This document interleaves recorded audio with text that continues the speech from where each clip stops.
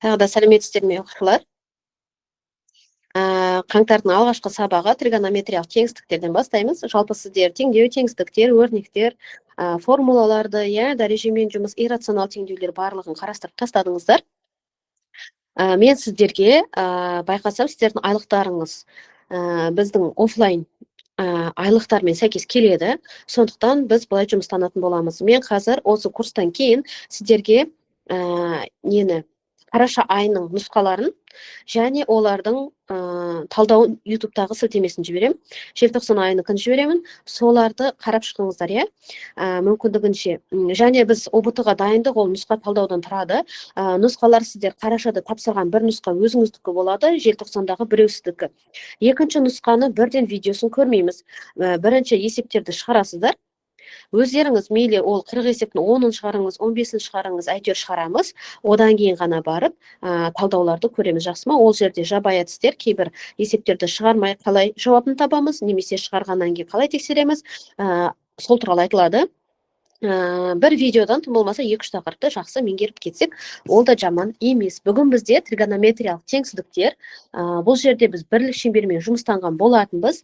Енді тригонометриялық теңсіздіктер идеясын түсініп алсаңыздар, қиын есеп келмейді тригонометриялық теңсіздікке жалпы, қатты ұзақ болмайды ол. Сондықтан біз базаны мықты құрып алсақ, бірлік шеңбермен жақсы жұмыс жасасақ, күшті тақырып. Тригонометриялық теңсіздіктерді шешу деген не? Бірінші біз оны бірлік шеңбермен орындаймыз. Яғни бірлік шеңберде біз бірінші ширектің мәнін табамыз, екінші беттестіреміз, үшінші белгіге қараймыз. Артық кем белгісіне қарай, артық болса жоғар жағын, кем болса төмен жағын, немесе сол жағын деген секілді бояймыз. Мынаны мен қазір презентацияны жіберемін. Бұл ережеге қарап отырып жұмыстанамыз, Одан кейін шешімді сағат тіліне қарсы жазамыз. Бұл қалай жұмыс жасайды, қазір көрсетемін. Және тригонометриялық теңсіздіктерді шығарудағы ерекшеліктер, мысалы біз теңдеуде ол бөлім болса, бөлімі 0-ге тең емес деп алымымен жұмыс жасайтынбыз. Бұл жерде қысқартуға абай болуымыз керек. Яғни бөлшектің бөлімін қарастырмаймын, немесе құр пропорция қолдана салам деген нәрсе бұнда жарамайды. Түбірлерді тапқаннан кейін шеңберге салған кезде мәнін желательно 0-ға жақын қылып аласыздар. 90 градусқа жақын, ол мүмкін болмаса 180-ге дейін, немесе 360 градусқа дейінгі аралықта. Әрине одан асып кеміп жату мүмкін, бірақ кейде сіздің жауаптарыңыз идеалды шығу үшін 0-ға жақын аралдағы мәнін таңдауымыз керек. Кейде жүйелер келеді, теңдеулер жүйесімен араласып, оны да көрсететін боламын. Жалпы бізде 4 тригонометриялық функция бар, соның біріншісі синустар. Синус пен косинус білесіздер, осындай толқын сынды. Бірақ мен егер осымен қазір теңсіздік жасайтын болсам, айталық, мысалға мында былай сызатын болсам, онда мында үлкен болған аралықтардың бәрі айталық 2-ден 1-ден үлкен аралық. Бұл бізге мына қиылысу нүктелерді табу тиімсіз, невыгодно, түсініксіз, және бұл периодты түрде қайталанады.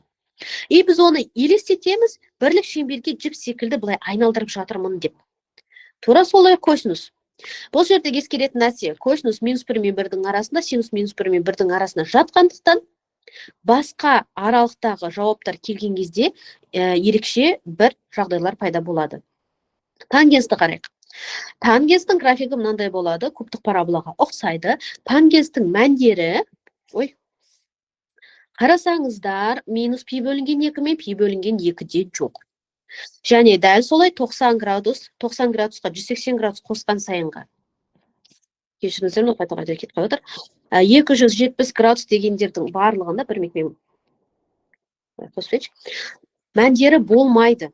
Бұны да бірлік шеңберде көрсетеміз, жарты бірлік шеңбермен. То есть, мынандай графигі бар негізі, но онымен теңсіздікті шешу қиын, сондықтан біз барлығын бірлік шеңберге ауыстырамыз. Дәл солай котангенс. Котангенстің 0 мен пида мәні жоқ. Енді синусты қалай өрнектейміз? Біз теңсіздікті шығару үшін градустарды дұрыс белгілей алуымыз керек, градустағы мәндерін дұрыс белгілей алуымыз керек. Сіздер ОБТ-да қалай жұмыстанасыздар? Бірінші ширектегі таңбаларын қойып алдық. Екінші білеміз, градустардың ішіне жазайын. 0 градус, мұнда бізде не болады? 30 градус, 45 градус, 60 градус, 90 градус и так далее кете береді. Ал оның сыртына мәнін жазайын. синус 0-дан 0, мәні, синус 30 градуста 2-де 1, синус 45 градуста түбір асты 2 бөлінген 2, синус 60 градуста түбір асты 3 бөлінген 2, 90 градуста 1. Енді мен осыны айтқанмын, егер сіздер бүктесеңіздер, как вам удобно, кітап сияқты жапсақ болады, ноутбук сияқты жапсақ та, сол мәндер беттеседі. То есть, мына 60 градустағы мән беріңіздер, түбір асты 3 бөлінген 2, беттескен кезде 120 градусқа барады да, ол да түбір асты 3 бөлінген 2 болады. Яғни 120 градустағы мән түбір асты 3 бөлінген 2. Ноутбук сияқты тігінен беттестіретін болса, міне былай көрініп тұр ғой, онда бұл қай жерге барады? Тағы да 180-ге 60-ты қосқанда 240 градустағы мәні бұл да қанша болады? Түбір асты 3 бөлінген 2. Мен мына 4-тен қарастырым деп плюс қойтетін, мына кенде минус. Бірақта алдындағы мәні не болады? Ширектегі таңбасын қоя саламыз, минус. Дәл солай қайтадан обратно беттестірсем, мұнда минус 60 градустағы мәні де түбір асты 3 бөлінген 2, алдына ширектегі таңбаны қоя саламыз. Түсінікті ғой, яғни любой градусқа осылай беттестіріп, мәндерін тауып, ширектегі таңбасын қойып кетсек болады. Сонда ол мынандай түрде болады. Мен кітап жіберген болатынмын сіздерге. Теңдеулерден кейінгі тақырыпта мына рисунок бар. Идеясын сақтап аламыз. Яғни түбір асты 3 бөлінген 2, мысалға мұнда қарайық. Көрініп тұр ғой, кішкене үлкейтейін. 60 градуста, міне. Оны беттестірсек 120 градуста да сол мән. Төмен қарай беттестіргенде 240-тан немесе минус 120 да сол мән, бірақ та таңбасы минус, өйткені ширектеріндегі таңбасы келеді. Және минус 60 градус. Немесе 300 градустағы мәні де минус түбір асты 3 бөлінген 2. Бұл шеңберді біз осыны идеямен беттестіргенде градустар сәйкес келеді деп жаттаймыз. Бұны қалай үйренеміз? Сіздер, мен енді жекелей сұрай бастаймын. Осылай ең бірінші бірлік шеңбердің градустарын салып беттестіріп, бір үлкен шеңбер саластыр. Өздеріңіз еш нәрсеге қарамай. Сол кезде сіз келтіру формуласына жаттап керек емес, градустағы мәндерінде сразу табасыз, теңсіздікті де оңай шешіп кетесіз. Енді оны қалай қолданамыз? Қазір мен мысалдың жүзінде көрсетемін. Ең бірінші презентацияда былай деген болатынбыз. Бірінші мәнін табамыз. Қараңыздар, синус x деп тұр ғой, Когда бір жақты синус и ішінде функция, сосын сан тұрғанда, біз мына 2-ден 1-ді табамыз. Синус 2-ден 1 ол қанша градусқа тең? 30 градус. 30 градусымыз радианмен жасақ, пи бөлінген 6. Мәнін таптық. Мына бірлік шеңбер көрініп тұр ғой, сіздерге. Енді чуть-чуть үлкейтейін. Енді осыны беттестіреміз. Білесіздер, синус плюс плюс минус минус бұл беттеседі, синус как кітап сияқты былай. То есть кітап сияқты жабамыз. Сонда мына 30 градусымыз қарсы бетке барады да, қай градусқа жолығамыз? 150. 150 екенін қайдан білдім? Мендегі координатаның басы 0 градустан басталып, жоғарыға 30 градус кетсем, мұндағы 180 градустан да артқа қарай не істедім? 30 градус кеттім. Кейбір жағдайда оны бірлік шеңберге бет жасап болады. Мынау альфа болады, мына бірінші ширекте. Төртінші ширекке біз минус альфаны жазамыз. Екінші ширекте пи минус альфа, яғни 180 минус 30 градус 150, немесе пи минус пи бөлінген 6, 5 пи бөлінген 6 болады. Және мына жағымыз минус пи плюс альфа болады екен. Осы жері түсінікті ме? Пока екі нәрсен жасадық, жақсы.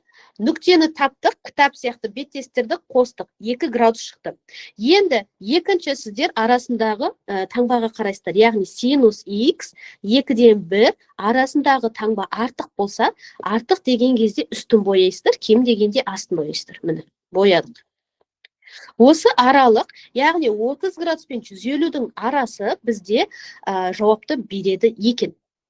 Енді қараңыздар, так, мен кішкене сіздерге потом презентацияны жібергенде.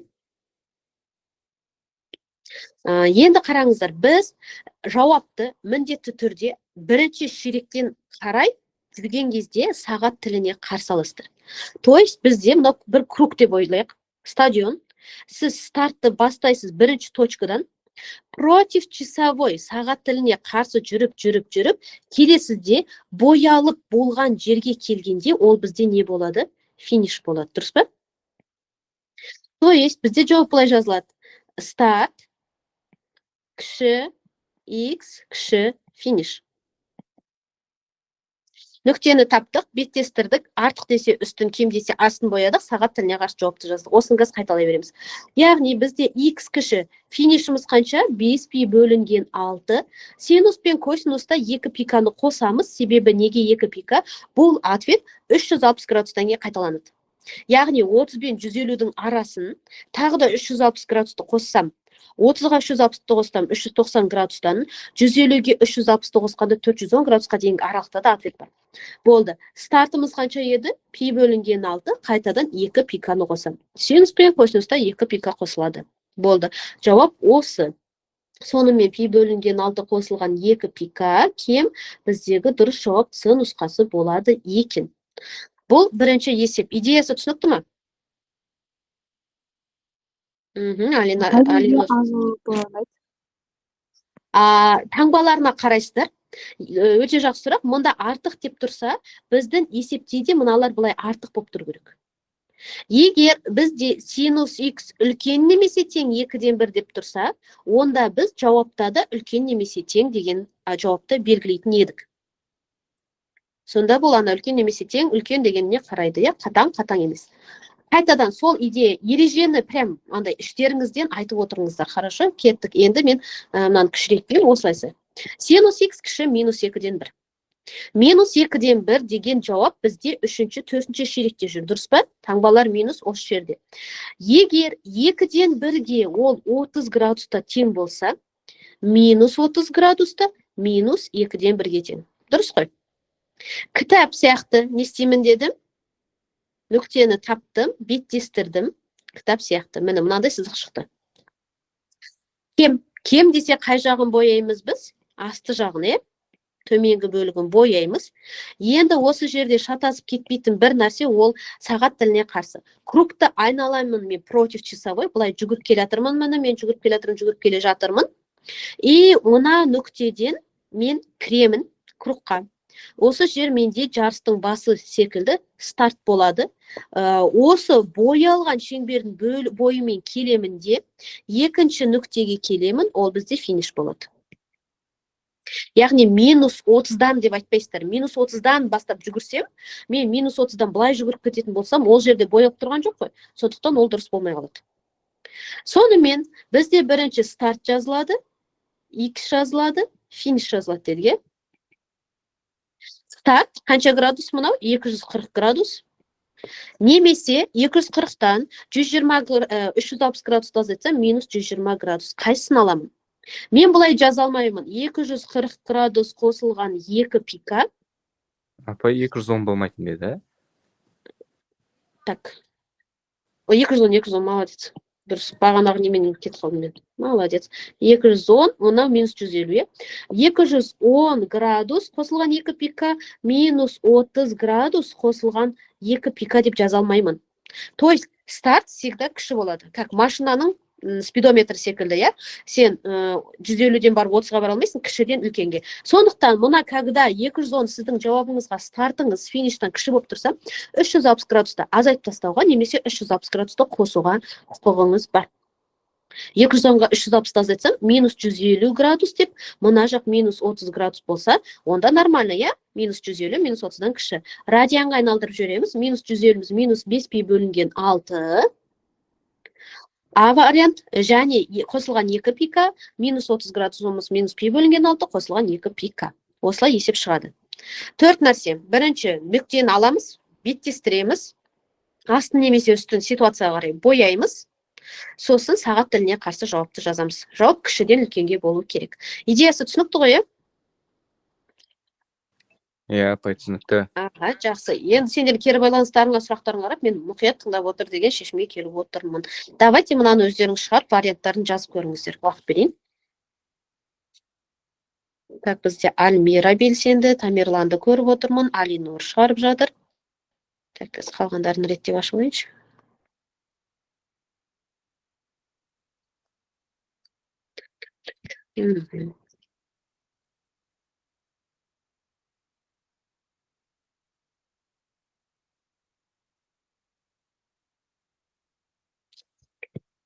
Так, мында мен шартын жазып кете салайыншы. Бірінші нүкте табамыз. Екінші беттестіру. Кіші немесе тең десе төменгі бөлігін бояу.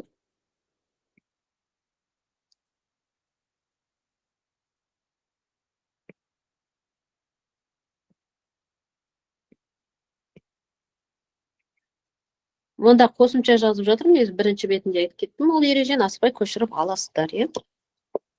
Апай мына жерде екі вариант қайталанып кеткен ғой, А мен Д бірдей. Бірақ жақшалары әртүрлі, иә. Онда Д болады апай. Иә. Егер мынандай нәрсе, егер кіші немесе тең десе, ол нүктедегі жауап бола алады. Яғни 45 градус жауап бола алады. Ол кезде бізде тік жақша қойылады. Үлкен немесе тең, кіші немесе тең деген кезде. Егер бізде үлкен, кіші болса, нүкте ашық, то есть синус 45 градусты уже ол кезде белгілей алмаймыз.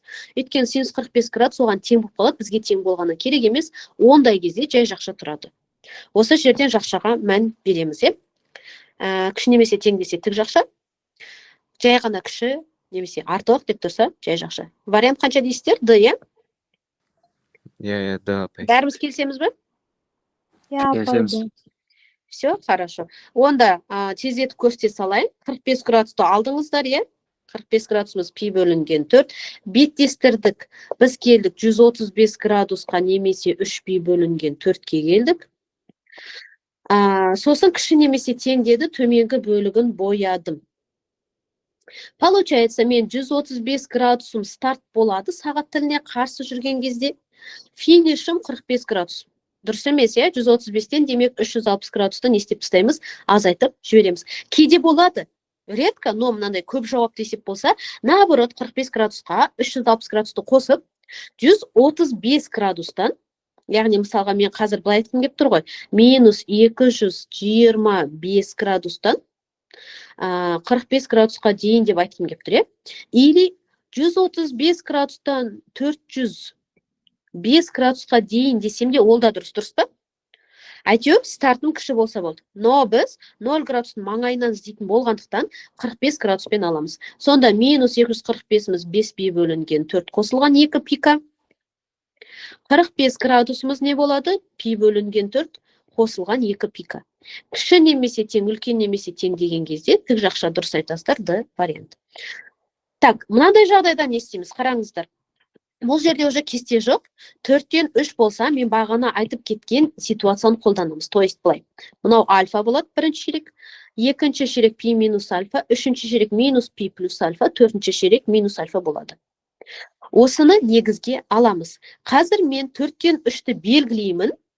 Где-то 4-тен 3-іміз 2-ден 1-ден көп қой, значит 30 градустан көп. Әйтеуір бізге не важно, әйтеуір бір нүкте белгілесеңдер міне. Оны беттестіріп қоямыз. Сонда мында альфа деген жерде арк синус 4-тен 3 болады. Дұрыс па? Үлкен дейді, үлкен жағын белгілеймін. С вариант болады. Дұрыс. Екінші жағы не болады? Пи минус альфа, значит, пи минус альфаның орнына не қоямыз? Арк синус 4-тен 3. Болды. Сонымен, арк синус 4-тен 3 қосылған 2 пика, пи минус арк синус 4-тен 3 қосылған 2 пика деген жауап шығады екен. Идеясы түсінікті ғой? Иә. Егер мысалға 4-тен 3 емес минус 5-тен 2 болса, онда төменгі бөлігінен іздейміз. Все, есеп шықты. Өте оңай жаттағанға. Мынандай ситуациялар, қараңыз. Синус x үлкен немесе тең 2. 2 минус 1 мен 1-дің арасындағы ответ жоқ болса, шешім жоқ деп сразу жазуға асықпаңыздар. Бірінші есепте, егер мен бірлік шеңберді салсам, мына нүктедегі 90 градустағы мәні 1. Минус 90, немесе 270 градустағы мәні минус 1. 2 деген мына жақта тұр. Минус 2, минус 3 деп мына тіксіздіктің бойында берілген сандар жазыла береді. Минус 2 айдалада үстінде қалып қалды. Еще үлкен немесе тең дегенде оның үстін бояймын. Дөңгелек астында маған керек үсті жағы, ешқандай шешім жоқ. Бұл жерде әрине ответ шешім жоқ болады. Но 25-ші есепте қарайық. Мынау 90 градустағы мәні 1, мұнда 2 деген мәні бар, мұнда 3 деген мәні бар, 4 деген мәні бар, е? Сонда 2-ден сызық сызам. Байқадыңыздар ма, синустың сызығы вертикальный болады мынандай. OX-ке параллель. Осы жерде 2-ден кем деген кезде біз қай жағын сызатын едік? Төменгі бөлігін сызатын едік қой. Сол кезде синус x 2-ден кіші деген кезде ол бүкіл шеңберді, яғни бүкіл градустарды қамтып кетеді. Ол не деген сөз? Біз кез келген санды x-тің орнына қойғанда синус x-ім 1-ден кіші, демек ол 2-ден тем более кіші, сондықтан бізде дұрыс шешім А болады екен. Бүкіл шеңберді қамтып кетті, минус x-тіктен плюс x-тікке дейінгі сандардың барлығын x-тің орнына қоя аламын. Сондықтан, егер шеңберді қамтымаса шешім жоқ, бос жиып, егер шеңберді түгелмен қамтып кетсе, минус x-тіктен плюс x-тікке дейін деп айтады екенбіз. Сұрақ? Жоқ апай. Жоқ, апай. Все, түсінікті. То есть андай, екі екен А деп шешім жоқ деп айтпайсыз, қарайсыздар. Шеңберді қамтаймын, қамтымаймын деген секілді. Тура сол идея, міне біз 20 минутымыз уже синусқа кетті. Тура сол идея косинустар теңсіздігі. Косинуста да біз білеміз таңбалары бірінші ширекте және төртінші ширекте плюс, екінші, үшінші ширекте минус. Бұл жерде сіздер беттестіресіздер как ноутбук. Ноут сияқты жабасыздар былай, тігінен. Сонда 30 градуста түбір асты 3 бөлінген 2 болса, мына жақта кестеде жақсы орын тұр, минус 30 градуста да түбір асты 3 бөлінген 2 болады. 90 градустағы мәні 0, 270 градустағы да мәні 0. Мұна кестені мұқият изучать етіп көрсеңіздер, әрбір есеп өте оңай есептен өте көп шығарыңыздар, содан навык қалыптасады. Білеміз 0 градуста мәні 1, 180 градуста мәні минус 1. Бұл екеуі беттеспейді өйткені, беттеспейтін единственный нүктелері 1 мен минус 1. Нольдары мұна 90 мен 270 бір-біріне сымқатыс етіп беттесіп кетеді. То есть, қазір біз косинусты салған кезде беттестіру тігінен жүреді. Мысалға, егер мен қазір косинус x кіші 2-ден 1 десем, 2-ден 1 ол 60 градустағы мәні ғой. Қалай беттестіремін? Тігінен беттестіретін боламын. Түсінікті ғой. Синустың сызықтары мұнандай, OX-ке параллель. Косинустың теңістіктерінің сызықтары тігінен горизонтальный OY осіне параллель. Есеп шығарып көрейік. Косинус x кіші немесе тең 2-ден 1. Кіші немесе тең дегенде ответтердің барлығы кіші немесе тең болу керек. Кіші немесе тең болмайтын ответтерді сызып тастауға болады. Тангенсте исключение бар, қазір оны көрсетемін. Яғни, мұна шеңбердің қай точкасын аласыз, ол без разницы, әйтеуір примерно сызбасаңыз болды да. 2-ден 1-ге біз білеміз 60 градуста, мынау альфа. 4-ші ширекте минус альфа, минус 60 градусты өрнектегеніміз дұрыс. Сосын кіші немесе тең дейді, сағат тіліне қарсы не істеймін, бояймын. Сағат тіліне қарсы шешімді жазамын. Кіші немесе тең деген кезде уже өзі көрсетіп тұр, қай жағын бояйтынымызды. Сол жағын. Артық болса, мұна 1-ге қарай, 10-ға қарай сызасыздар. Сонымен идеясыне нүктені таптым 60 градус, беттестірдім тігінен 4-ші ширекке, то есть косинустың сызықтары тік. Содан сағат тіліне қарсы есептегенде бізде старт қай нүктеден басталды? 60-тан басталды, финиш минус 60 градус. 60-тан минус 60-қа бара алмаймын. 60-тан артып 90, 120, 180 деп келген кезде минус 60-қа 360 градусты қосып 300-ге барам деп айтамын.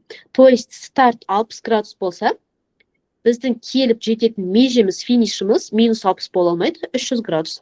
Радиандарға айналдырамыз. 60 градусымыз пи бөлінген 3, қосылған 2 пика тура сол не сияқты? Синус секілді. 300 градусымыз біздің болады. Так, қазір тұра тұрыңдар. 18-ден 30, 5 пи бөлінген 6 болады. Жоқ, 5 пи бөлінген 3 болмаймы? 5 пи бөлінген 3 қосылған 2 пи к болады екен. Пидің орнына 180-ді қойып тексеріп жіберсек болады. Сонымен біздің сәйкес келетіні Б нұсқасы екен. 60 градусымыз пи бөлінген 3. Болды. Тура сол синустікін жақсы үйреніп алсаңыз, косинустікі де соған ұқсайды, просто сызықтары тік болады. Давайте келесі есепті сіздер өздеріңіз көріңіздер. Бірінші мұна жерде, как обычно жұмыстана беріңіздер, 5x-қа қарамаймыз, 5x пока тұрады. Мұна старт пен фиништің арасына x емес, просто 5x деп жаза саламыз.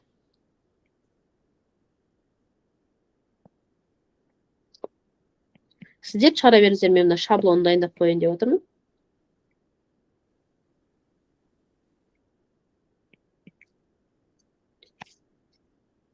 И варианттарды жазып жіберіңіздер. Кітапты да оқып отырмын, чатқа да жаза берсеңіздер болады.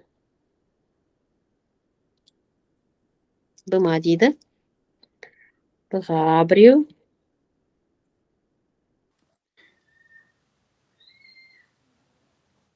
Е варианты болады, апай. Е дейді.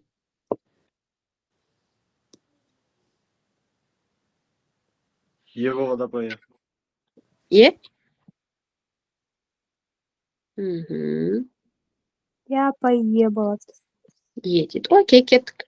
Түбірасты 2 бөлінген 2-міз ол бізде 45 градус, е? Қалай беттестірем? Тігінен беттестірем. Мына нүктеге сразу 2 вариант жазып кетсем болады. Минус 45 градус и 360 градусты қосқанда 315 градус деп 2 вариантты да. Қайсы келетін көреміз.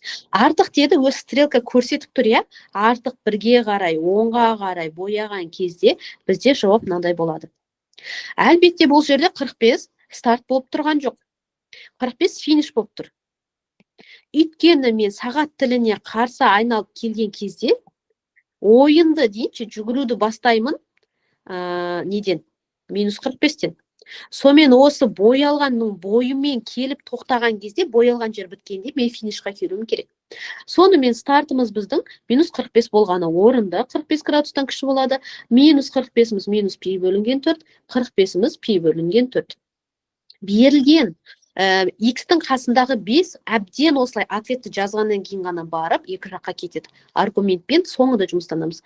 Берілген 5 теңістіктің екі жағына көбейтіліп тұрған нәрсе бөлу болып барады. Бөлу бөлшектің астына кетеді. Астына жазғанымыз тиімді. Дұрыс айтасыздар, сонда бізде пи бөлінген 20 градус арқылы өрнектеледі екен. 2 пиканың өзі тұратын ответтер болады кейдеше, сондықтан 2 пиканы 5-ке бөлуді ұмытып кетпейміз. Дұрыс айтасыздар, жауап Е екен. Идеясы түсінікті. Теңсіздік бар ғой, мен айтайын, мына тригонометрия формулаларымен ықшамдаудан қарағанда көбіне жеңіл келеді. Давайте мынаны шығарып көрейік. Уақыт кетіп жатыр, сондықтан так, мынау идеясын тезірек көрсетіп жіберейік. Бұл қалай болады? Косинус альфа дей тұрайын. Үшін үлкен немесе тең минус түбір асты 3-міз плюс түбір асты 3 болып өтеді. Алдында көбейтіліп тұрған 2 бөлу болып өтеді. Бұл жерде бізде мына жақта 30 градустағы мәні түбір асты 3 бөлінген 2. Тігінен беттестірдім, қостым. 30 болса мына жақ минус 30 градус. Үлкен немесе тең дедік, белгіледік. Сосын берілген өрнектерді қарсы бетке өткізгенде есептеуден қателеспеуіміз керек. То есть 6x минус пи бөлінген 3 кіші қосамын 2 пикалар, олар обязательно жазылатын дүние. И бізде старт минус 30-дан басталып тұр. Финиш 30-ға барып тұр, е? Стартымыз минус пи бөлінген 6, финишіміз пи бөлінген 6. Сонымен, ана минус пи бөлінген 3-ті бірінші өткіземіз. Яғни қосылып азайтылып тұрған өрнек бірінші өтеді. Минус пи бөлінген 3, екі жаққа өткенде не болады? Плюс болып өтеді. Есептейсіздер, ортақ бөлінге келтіреміз, ықшамдаймыз, и мұқият боламыз. Обытға крестер жақында, ана паника словить етіп, уақыт кетіп жатыр, мен көп есеп шығара алмадым деп, миыңызды блоктап тастамаңыздар, е? Егер қатты қорқып кетсеңіз, вообще миы андай ғой. Замри, беги или не бей. Сосын ми қатып қалады қорыққан кезде. Сондықтан паникаға бермеңіздер. Так, мынау не болды? Так, пи бөлінген 6, қосылған 2 пика, и оларды 6-ға бөлем, дұрыс па? Мұнда 6-дан 3 пи, 10-ы да 6-ға бөлем.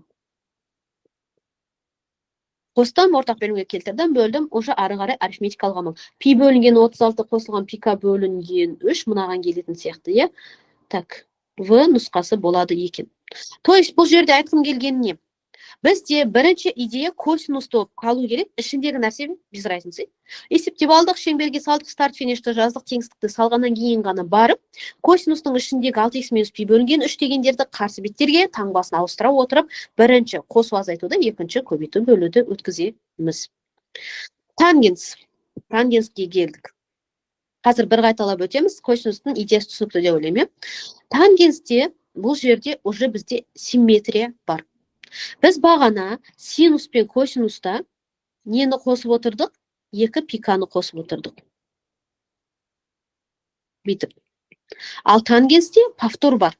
Повтор бар болғандықтан тангенс пен котангенстің периодтары пи болғандықтан оларға пиканы қосасыздар. Окей?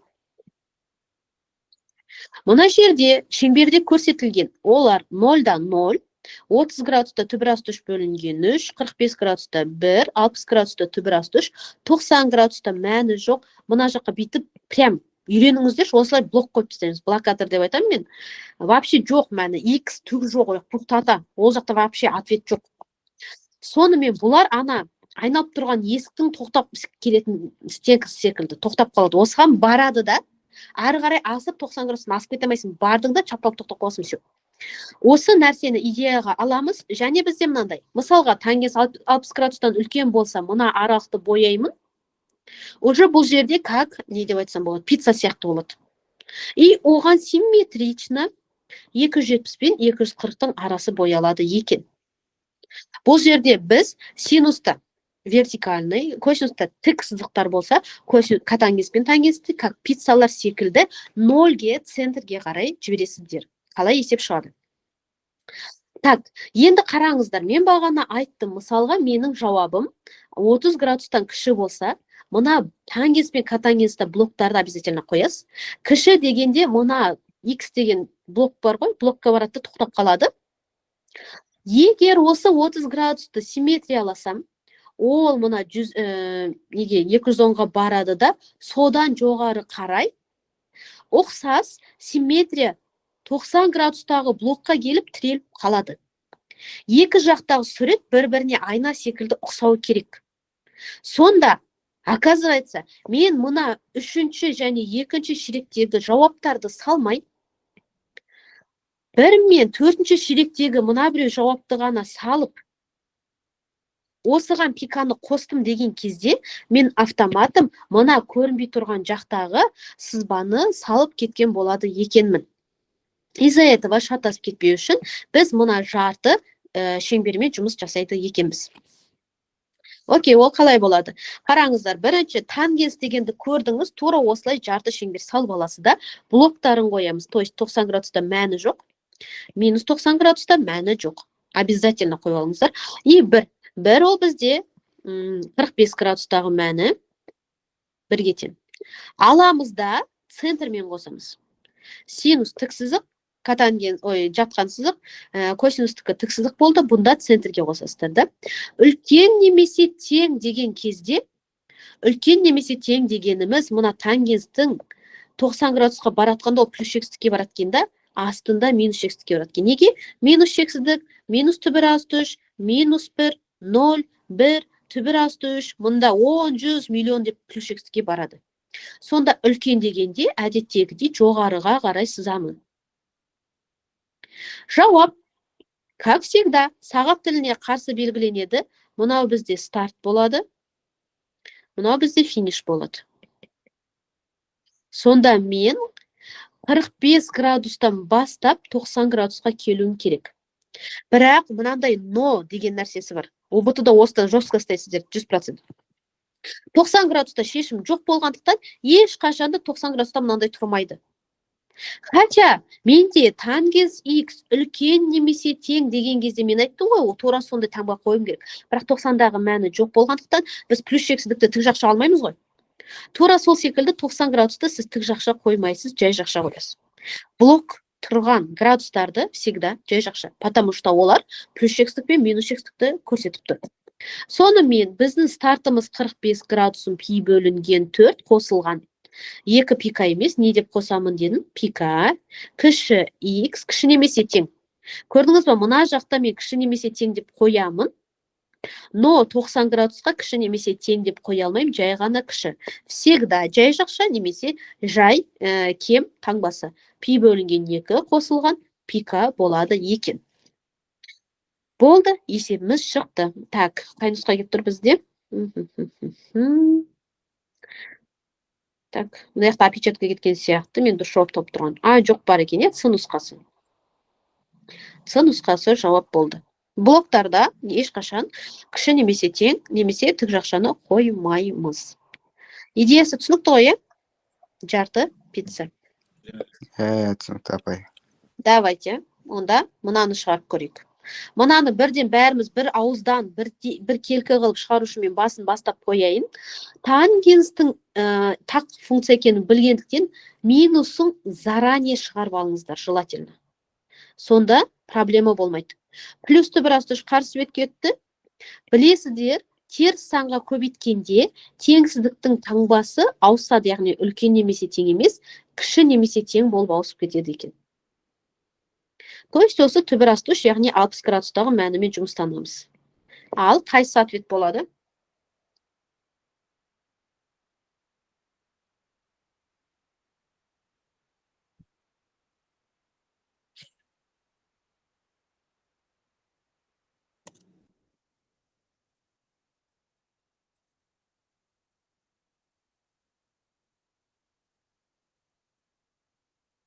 В дейді.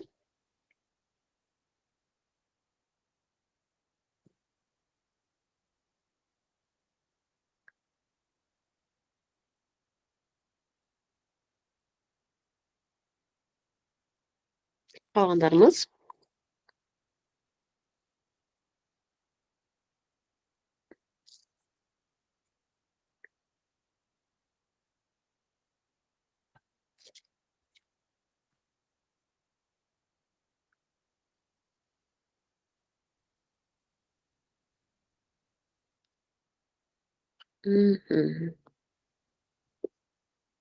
Д дейді Алинұр.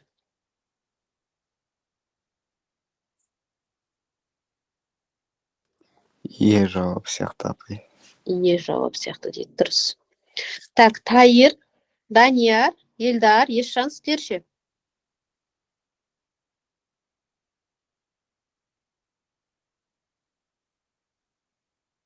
Тайыр, Данияр, барсыздар ма? Бармын апай. Окей, так, көрейік қазір. Енді қараңыздар, оқушылар, бір сағат болғандықтан, оның сіздер бұл тақырыптарды әлі қарап үлгермегендіктен, мен түсіндіруге уақыт кетіп жатыр, одан кейін есеп шығарып, бұл негізі практикум, сіздер жұмыстану керек болғансыздар, бірақ бұл тақырыпты әлі өтпедіңіздер, разброс жүргендіктен мен өзім түсіндіріп алып кетіп жатырмын. Егер түсініксіз болса, қайтадан видео сақталғаннан кейін көреміз. Есептерден қиындық болса, қысылмай жазыңыздар, хорошо? Мен неге кураторға, маған без разницы. Окей, міне келдік. Тангенс 3х, пока 3х-қа тиіспеймін. Кіші немесе тең түбір асты үш, ол 60 градус, центрмен қосамын. Кіші немесе тең болып кетті, минусқа көбейткендіктен осы нәрсені ұмытпайық. Сондықтан кіші деген кезде мен бояймын мына төмен жағын. Боядым. Енді біз всегда жауапты қалай сызылғанына қарамастан сағат тіліне қарсы жүресіздер. То есть сізде старт мына блокаторларда болады. Старт сізде 90 градус, минус 90 градус, содан барып, сіз келдіңіз, финишіңіз 45 градусқа, 60 градусқа. Міндетті түрде сағат тіліне қарсы бастайсыздар. Төртеуінде де. Синус болсын, тангенс, котангенс, косинус болсын, без разницы. Сонда сіздің стартыңыз минус 90 градус, яғни минус пи бөлінген 2 қосылған пика. Оған кіші немесе тең деп бүйтіп жаза алмаймыз дедік, дұрыс па? Кіші деп қана белгілейміз.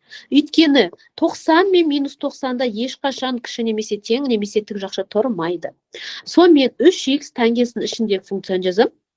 Екінші жағына проблема жоқ, кіші немесе тең деп тұра береді. 60 градусымыз пи бөлінген 3 қосылған пика. 2 пика емес. Және екінші ответті табуға көмектесетін нәрсе. Мысалы, сіз шатасып отырсыз, уақытыңыз жетпей жатыр. Сразу былай жұмыстанып кетсек болады. Қараңыздар, мына жерде біз тек кіші деген кезде ол бір бөлігі барып 90 градус, минус 90 градусқа тіреледі. Значит, минус 90 градусқа сіз тік жақша қоя алмасаңыз, бірінші жақшасы тік болып тұрғандарды исключаем. Өйткені үлкен немесе тең, кіші немесе тең деген кезде бір жағы тік жақша болу керек, бір жағы жай жақша болу керек. Тангенсте де, котангенсте де солай. Сонда сіз екі жағы да тік жақша немесе екі жағы да жай жақша болып тұрған жауаптарды сызып тастап ақ есепті шығармай дұрыс вариантты белгілеп кете аласыз. Мен мысалға бұндай есептерді бүйтетін едім. Сіз УБТ-да отырсыз, қаңтар УБТ-да мысалға 18 болды, 21 болды. И мен аламда математика 10-шы есеп деймін де, мысалға бүйтіп кетем. ені белгілеймін, бірақ мысалға не істесеңіз болады, жұлдызша қойып қойыңыз, или есептемедім деп жазып қойыңыз, наугад белгіледім деп қойыңыз. В общем, өзіңізге қойып кетесіз. Уақыт жетсе, супер, келесіде тексересіз, точно мен дұрыс есептедім ба, өйткені наугад белгілеу, жабайы әдіс всегда 100% дұрыс жауап бермейді ғой. Но, когда сіз үлгермей кетсеңіз, сізде хотя бы рандом ответ белгілеген жоқсыз да, сіз хотя бы қате есептерді исключили. Вот сондай нәрсе. Үшке бөле саламыз, сонда бізде үшке бөлгенде минус пи бөлінген 6 болады, пиканы да үшке бөлемін. Кем дегенім ол жай жақша деген сөз. Кіші немесе тең үшке бөлгенде пи бөлінген 3-ті үшке бөлем 9, пиканы үшке бөлемін. Сосын кіші немесе тең деген тік жақша. Міне, сонда сіздер кейбір есептерді логикамен қате жауаптарды исключать етіп тастай аласыздар. Дұрыс жауабымыз Д емес, өкінішке орай. Осы жерін ескеріңіздер. Кеттік дальше. Тангенс x кіші минус 5. Опять, любой бір точканы аламда минус 5 деп ала салам. Ал минус 5-ім, мұна жақ екінші ширек минус альфа еді ғой. Сондықтан ол минус арк тангенс альфа бола салады. Минус арк тангенс 5 бола салады. То есть арк тангенс минус 5, минус алдына шығып кетеді, минус арк тангенс 5-ті қосамын центрмен. Кіші деп тұрмын, кіші деп тұрса, кем жағын белгілеймін. Так, сіздерге сұрақ, старт қайсысы, финиш қайсысы? Старт минус 90. Старт минус 90. Сағат тіліне қарсы жүрем, бұлай қарай сегді. Минус 5-ім бізде финиш болады. Сонда минус 90. Қосылған пика кем x кем минус арк тангенс 5 қосылған пика болады екен. Катисті z шешімге кеп тұр? Д-ға кеп тұр, Д жауап. Болды, осылай қорқпай есепте шығара береміз. Давайте сіздер шығарыңыздар, маған жауабын айтыңыздар.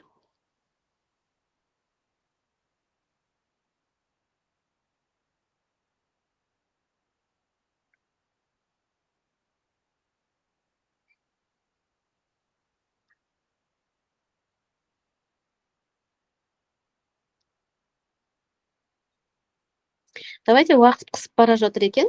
Сіздер өздерің шығара беріңіздер, мен мұнда жазып отырамын, сіздер қарап, сәйкес келіп жатыр ма, қарайсыздар, емі? Уже шығарып жатыр, нұсқасы дейді.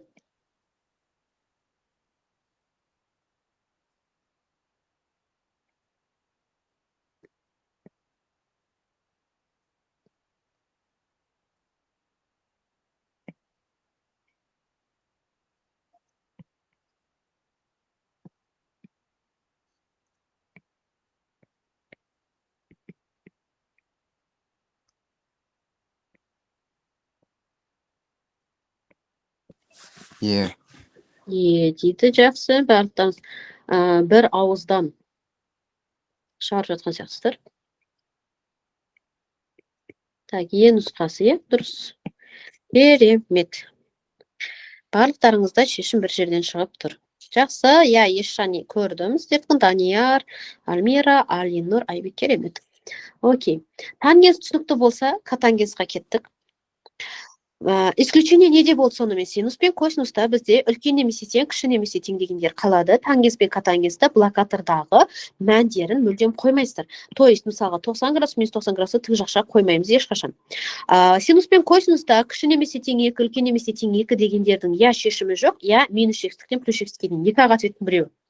То есть, когда синус пен косинуста минус 1 мен 1-дің арасындағы емес сандар келген кезде, сізде екі ответтің біреуі ғана болады. Минус x-тіктен плюс x-ке дейін или шешімі жоқ. По ситуация қарайсыздар. Ал котангенсқа келетін болсақ, котангенста бізде тоже жарты шеңбермен жұмыс жасаймыз, тоже пиканы қосамыз. Бұл жердегі блокаторлар, яғни жауабы жоқ нүктелер, олар нормен 180 градус. Осы екеуінің арасында жүреміз. Дәл солай, бағанағыдай котангенста плюс-минус тегі 4 ширектегі мәндері бір-бірімен бұлай қайталанатын болғандықтан, біз астыңғы екі ширекті алмай, котангенсті бірінші және екінші ширекте жұмыстанамыз. Тангенсті 1 мен 4, котангенсті 1 мен 2. Бұл жердегі ситуация бұлай. Котангенстің бір ерекшелігі ол кемімелі функция. Кемімелі дегеніміз, мұнау қазір спидометр ғой, 0-дан бастайды да, плюс x-ке қарай өседі. Сонда сіз өседі дегенде плюс x-ке қарай 0 градусқа қарай барасыз. Кемейді деген кезде 180 градусқа қарай барасыз. түсінікті ғой, иә? То есть по привычке өседі десе, мұны сол жаққа қарай алып кетуге болмайды. Өсудің барлығы всегда бізде оң жаққа қарай жүреді. Тангенс x бірден кіші, мысалға 45 градусты алдым. Тура тангенс секілді центрмен қостым. Енді кіші деген кезде таңбаға сіздерді шатастырмайтын нәрсе ол таңба. Минус тұрған жерде минус плюс шексіздік бар деп ойлаңыздар блокта. Плюс тұрған жерде плюс шексіздік бар. Керемет мә, мен сөйлемей жатып шығаратыстарға керемет. Сондықтан кем деген кезде біз минус шексіздікке қарай жүруіміз керек. Машинаның скоростын азайттым. Спидометр артқа қарай түсіп барады. Сондықтан, бірақ сағат тіліне қарсы жазған кезде старт бізде 45, финиш пи, яғни 180 градус болады екен. Бітті, сонымен бізде пи бөлінген 4 қосылған пика, және пи қосылған пика деген жауап алады екенбіз. Екі жағында да жай жақша. Пида және нолда ешқашан тік жақша, немесе кіші немесе тең деген белгі қойылмайды. Себебі олар минус шексіздік пен плюс шексіздіктің тригонометриядағы мағынасы. Дыға кеп тұр, өте тамаша, керемет. Идеясы түсінікті. Төртеуінде де идея сол, нүктені табам, беттестірем, үстін астын оң жақ сол жағын по ситуация бояп алам да, сағат тіліне қарсы ответті белгілей салам. Просто синуста сызықтар жатады, косинуста тігінен, тангенсте 1 мен 4-ші ширек, котангенсте 1 мен 2-ші ширекпен жұмыстанады екенбіз. Давайте шығарыңыздар. Үшінші етіп сіздерге.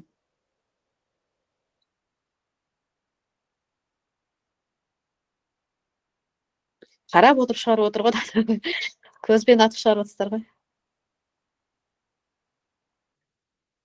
Кіші десе кейін үлкен десе. Үлкен десе қайыққа барады? 0 градусқа қарай барады. Ал кіші десе 180-ге барады. Таңбалар көмсе плюс пен минус, плюс жақта плюс шексіздік жатыр деген нәрсе.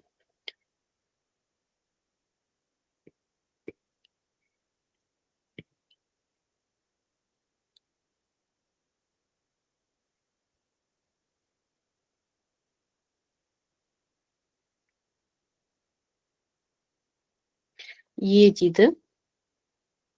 Дұрыс. Е болады, керемет. Сұрақ бар ма? Мына қалған үндемей отырған, қарап отырған оқушылар. Түсінікті болып жатыр, Жоқ, апай, түсінікті. Жоқ, сұрақ жоқ, апай. Рахмет. Кері байланыстырыңызға рахмет. Минус 1-ді тапты. Ол 3 бөлінген 435 градус. Қостым. Артық деді, плюс шексіздікке қарай кеттім. Скоростьті бастым. Спидометр былай қарай. До конца жатады. Сонда минус методым. Бізде бұл жерде минус мысалға 30 градус дегендер жоқ. 0 мен 180-ның арасындағы мән. Старт 0 болып тұр. Сағат тіліне қарсы келдім. Финиш. Осы жер кішкене адам шатастырады. Котангенс былай қарай өседі, но жауапты наоборот жазамыз деген нәрсе ғана. Разницасы болды. Вариант ответ. Так, қалғандарын өздеріңіз көресіздер. Менде бір 10 минут уақыт қалды. Енді мынандай есептерді қалай шығарамыз? Айтам ғой, когда тақырып қиын, ол қиын тақырыптан сендерге қиын есеп берілмейді негізі. Өйткені есепке 2 минут уақыт стандарт, ол қиын есепті сіз 2 минутта шығарып үлгермейтін болғандықтан есеп оңай болады. Сондықтан миыңызды сөйтіп үйретіңіз. Бұл есеп 2 минутта шығатын болса, бұл қиын есеп емес. Егер ол қиын болып көрсе, значит оның оңай шығатын бір әдісі бар. Значит, оның бір лазейкасы бар, или оны чисто ответпен қоя салуға болады. Мұнда біз не көріп тұрмыз? Квадрат теңдік. Квадрат теңсіздік жаңа айнымалы енгізіп жіберіп шығара бересіздер. То есть, пока мен бірлік шеңберге жеткен жоқпын. Пока мен просто квадрат теңсіздікті шығарамын. Сөйтемін де, мұнан дискриминантын тауып реттеп алайын. 25 минус 4 АС 1 А1 2 теңдеу секілді шығара береме. Басында 5 плюс минус дискриминант түбір астынан 2 А. Сонымен менде болды 6 бөлінген 4, 3 бөлінген 2, мұнда 1 болады. Сөйтемін де, осы теңсіздікті до конца даватить етіп, аралыққа салып шығарам. Мендегі шешімдер 1 және 1,5, 3 бөлінген 2, 1,5. Енді аралықты 3-ке бөліп алайын. Осы аралықтағы таңбаларды табамын. Ең тиімдісі менде 0, 0-ды қойсам плюс, минус, плюс. Демек, бізде артық. Есепте мені мұна жақта артық деген таңба тұр. Демек, маған артық болатын, плюс болатын жақтары жауап. Бұл қарапайым квадрат теңсіздіктің жауабы. Тригонометрияға қалай келтіремін. Қараңыздар, мен бояп қойдым плюс жақты, себебі бізде артық деп тұр. Енді сол артық деген нәрсе а мына жақта бірден кіші деген сөз, дұрыс па? Ал мында а 1,5-тен үлкен. Осылай әрқайсының астына жазасыздар да жеке-жеке тригонометриялық теңсіздіктің мәндерін қоямыз. Получается, мында синус x кіші 1-ден, мында синус x үлкен 1,5. В основном бұл сіздерде біреуінде көбінде. Иногда болады енді әрине шешімі шығу. Но көбінде біреуінің шешімі болмайды. Яғни синус x үлкен 1,5. Бар ма синус x-тің 1,5 үлкен шешімі? Жоқ. Синус x өзі 1-ден кіші. Сондықтан мұнда бізде шешім жоқ, дұрыс па? Синус 1 мен минус 1-ның арасында жатыр, шешім жоқ. Сонда бізде қалады екен осы жерден шығатыны синус x 1-ден кіші дегенді ғана. То есть не істедік? Синус x-ті а деп алдық, тригонометриялық теңсіздікті шығардық. Бізге керек аралықты бояп алдық. Артық деп тұрғандықтан плюс болатын аралықтар ол 1-ден кіші және 1,5-нан үлкен. Синустың 1,5-нан үлкен шешімі жоқ, синус x кіші 1. Енді осы жерде мынандай нәрсе. Синус x кіші 1 дегенде мына біреу 1-дегі нүкте ол 90 градус қой. Сол нүкте ответ болмай тұр. Егер мен қазір синус 90-ды алсам, ол 1 болады, 1-1-ден кіші емес. Бұлай болмайды ғой. 1-1-ге тең. Сондықтан осы ашық нүкте, мына біздің дырочкамыз, бұл жерде ответ жоқ, пробел деген сөзді, қалған жердің барлығында бүкіл шеңберде жауап бар. Енді қараңызшы, бірақ нүктеде ответ жоқ болса, мен бүйтіп айтпаймын ғой, 90-нан қанша? 450 градусқа дейінгі аралық деп жазбаймын. Жай жақшамен жазбаймын. Бұл жерде исключение кетеді. То есть мен мақта один нұсқан берген жоқ, потому что бүкіл есепті толтырам. Яғни бұл жерде ответ былай тұрады екен. Қаншаға тең емес, соны ғана жазасыз. Когда проблема бір нүктеде, сол нүктені ғана айта салу тиімді. X тең емес қаншаға? 90 градусқа. Қосылған 360 градустан кейін қайталанады 2 пика. Есептің шешімі осындай күйде болады. Яғни, мынаншадан мынаншаға деген ответтен исключение осы жерде бір нүкте болса біз бүйтіп айтпаймыз, там 90-нан 450 градусқа дейінгі аралық деп айтпаймыз. 90 шешім болмайды дейміз де, сонда x-тен емес пи бөлінген 2 деп қана шешім шығады екен. Түсінікті ғой, иә? Мына теңсіздікпен келе жатып, соңына өтіп кететін жерін ситуацияны білсеңіздер болды. Мұнда бізде негізі теңсіздіктер жүйесі келмейді, бірақ теңдеулер жүйесі бар. Теңдеулер жүйесінің ішінде осындай бір есепті біз Мартовскийда байқап қалдық. Енді часто келеді деп айтпаймын, мұны тоже көрсете салайын. Синус x-тен түбір асты 3 бөлінген 2, ол бізде қанша? 60 градус. Міне мына нүкте. Біріншісінің шешімі көрсеттім. Екіншісі косинус x 0-ден үлкен. Косинус x 0-ден үлкен дегеніміз, косинус бізде 0-ға 90 градуста және 270 немесе минус 90 градуста тең. Осыдан үлкен дегеніміз o y-тан үлкен. Немесе басқаша қайтып айтамыз, косинус x 0-дан үлкен дегеніміз, косинустың плюс таңбасын қабылдайтын ширектері. Яғни екінші, үшінші ширек.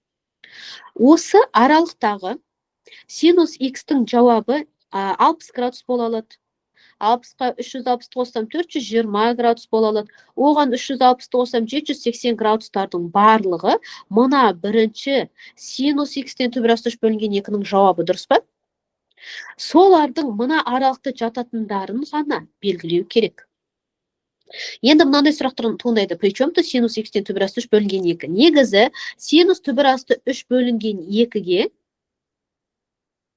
120 градус және 120 градусқа 360-ты қосып азайтқандағы мәндерде де тең. Но косинус x 0-ден үлкен болғандықтан біз мұнаны қарастырмаймыз, е? Бірінші ширектегі осы аралықта жатқан шешімді ғана қарастырдық. 0 мен 4 пи. 0 мен 4 пи, 4 пиіміз, ол 2 пиіміз 360, ал 4 пиіміз 720 градус. 0 мен 720-ның арасында жатады 60 және 420. Осы екеу шешім болады. Яғни сіздің жауабыңыз 60 градус, нақты конкретный сандар болып шығады 420 градус. Немесе радиан мен пи бөлінген 3, 3-тен 7 пи. Осындай күйде болады екен. Бұны не үшін көрсеттім? Кейде бізде айтады 0 мен 10 пидің арасындағы ответтерді жаз дегенде, біз сол 10 пиіміз мысалға 3600 градусқа дейінгі бүкіл жауаптарды прям санап тұрып, ретімен жазып шығуымыз керек болады екен. Ал ол жауаптар 360 градусты қосу арқылы алынды. Сұрақ? Жоқ, апай. Иә. Сонымен есеп қиын емес, сондықтан андай ойбай мынау жүйе болып кетті, аралас деген секілді андай вычурный болып тұрса да есеп жауабы қысқа шығып кетеді. Енді қараңыздар, мына жерде негізі бізде мынандай кестемен шығарады көбі. То есть каждый үшін өзінің ситуациясы бар. Синус x адан үлкен болса, арк синус а қосылған 2 бет. Ойлаңызшы, мына кестені жаттаған қандай? Шеңбермен жұмыс жасаған қандай, иә? Сондықтан бұл да бір вариант кестені жаттау. Но сіздерде жаттайтын нәрсе көп, так что ойлаймын, шеңбер сіздерге тиімді болады деп. Ең басында қайтайық, мынаны айтып кетейін. Ең бірінші, тригонометриялық теңсіздіктермен келесі сабақты бұл тақырыпты қарастырмаймыз, сондықтан өтініш шығарып алыңыздар. Қазір жақсы күшті темппен отырсыздар ғой. Оңай есептер, мен қазір бетін бәрін жазып жіберемін. Шығарыңыздар, хорошо? Тригонометриялық теңсіздіктер шығару бағанағы айтқаным енді түсінікті болды деп ойлаймын. Бірінші ширектегі мәнін табамыз. Иә? Потом беттестіреміз. Так, еске түсіріп жіберейік. Синуста қалай беттеседі? Синуста кітап сияқты. Косинусымыз? Вот, күшті, иә, сөйтіп. Андай қарапайым болып жаттап алайық, кітап сияқты. Тангенс пен котангенста, тангенс бізде екі блокатордың арасы жартысы. 1 мен 4. Аха, керемет. Котангенс біздің блокаторлары мына екеуі. Осылай жаттап аласыздар. Тангенс как луч, иә, садақ секілді. Котангенс спидометр. Но садақ. Котангенс спидометр. Вот. Сосын беттестіресіздер. Аралықты бояйсыздар, сағат тіліне қарсы есептей салады екенбіз. Бүгінгі тақырып осы өте оңай деп ойлаймын, өте қызықты. Мен қазір есептер берем, қиын есепке қатты жүгірмей, оңай есепті прям миымызға бүйтіп қадалып, ертең ұбт-да кіріп, анық 2 минут емес 30 секундта шығарып шығатындай боласыздар деген сенімдемін. Бүгінгі есептер бойынша сұрақ бар ма? Жоқ, апай. Менде сұрақ бар. Жоқ, апай, сұрақ жоқ. Жоқ, апай. Жақсы. Так, онда түсінікті болса, мен қазір сіздерге айлықтарында талдауларын жіберемін. Әзірге демала берсеңіздер болады, сау болыңыздар. Сау Сау болыңыз, апай. Сау болыңыз, апай. Сау болыңыз, апай. Сау болыңыздар. Так. Мынаны PDF сақтау үшін не істейтін?